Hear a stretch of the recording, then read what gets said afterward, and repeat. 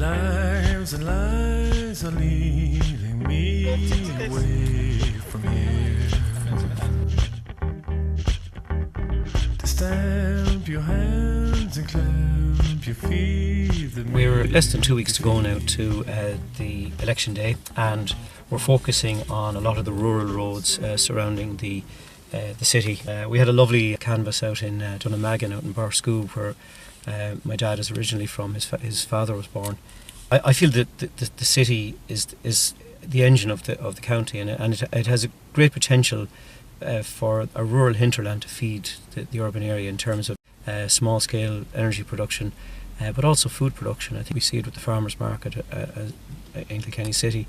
That's serving 60 or 70 people between the traders and the growers. If there's any good out of this reform process that the Minister has brought in, I think it's that it might give a fair balance to the rural. A lot of criticism that we are hearing is that people seem to think that there's a disproportionate spend in the city. There's a lot of money being pumped into Kilkenny City between tourism and infrastructure, and that people would like to see some of that coming out to the rural areas.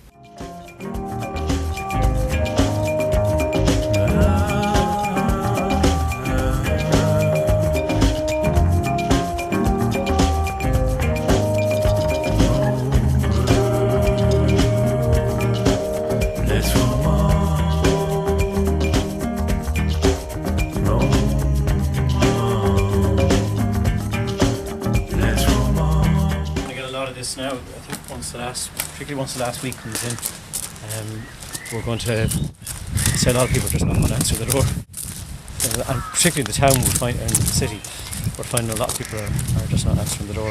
They're home, but they're probably sick of us at this stage, and there's probably a queue of candidates calling to houses.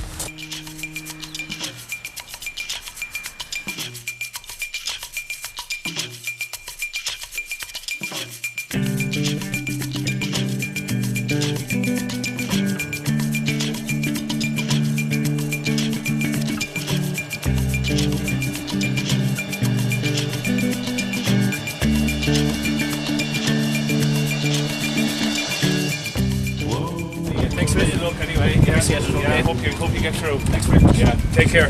Bye. I had a policy on wood fuel, which I'd love to see a regional wood fuel policy where there'd be lots of growers, there'd be jobs in harvesting and processing, drying wood, transportation of fuel, because I think there's a huge upsurge in people using wood fuel stoves. It's carbon neutral fuel, it bypasses the carbon tax, and I think there's an enormous potential for growth there, and I'd love to see something like that pursued. It's only one thing, but I think it's something I'd love to see pursued in Kilkenny.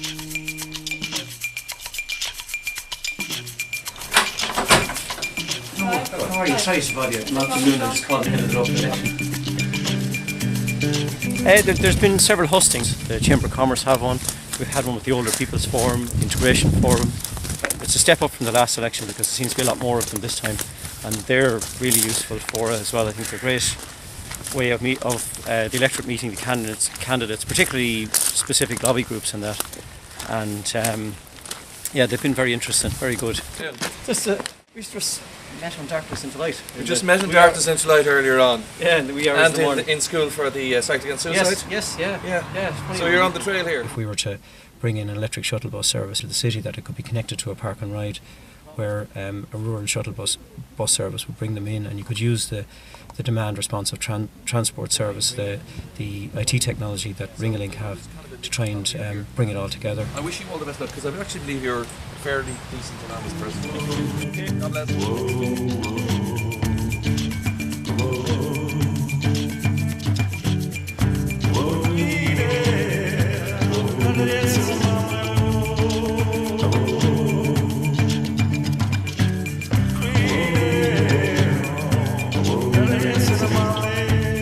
Certainly find throughout the campaign that the national issues seem to be kind of colouring the local, and what we're trying to do is bring people's minds back to focus on this being a local election and how important it is to have a cohesive elected body from different political backgrounds in there. I think they'd regret the fact that you could end up using a protest vote on a local elections, and I'd say hold that thought for the general election.